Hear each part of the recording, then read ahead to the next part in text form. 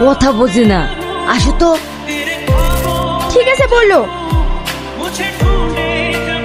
এই দেখো, এটা সাইজ করে রাখো তো। কি এটা? অভাব বুঝানো মেশিন। কথা শুনে কাজ চলে যায়। দেও।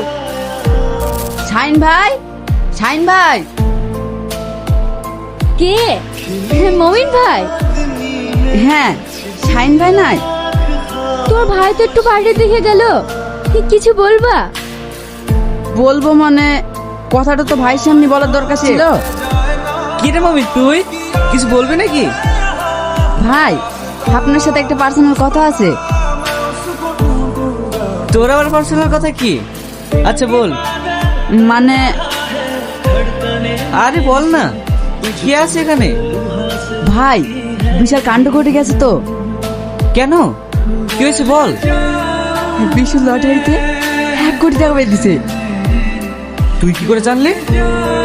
সেই টিকিটটা আমি নিজের চোখে দেখে আসলাম, কিন্তু টাকা যেও কি করে তুলবে সেটাও বুঝতে পারছে না। এই, ও টাকা পাচ্ছে কি হয়েছে?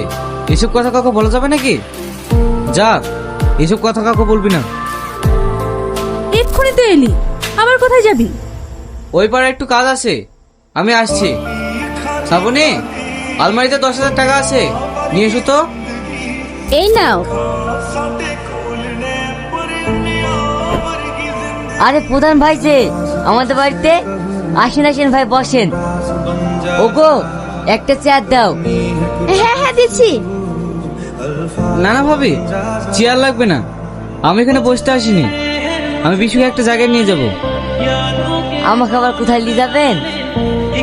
ধুর পাগলা, তুই তো এখন সবসময় আমার সাথেই থাকবি। মানে আমার মতন মানুষ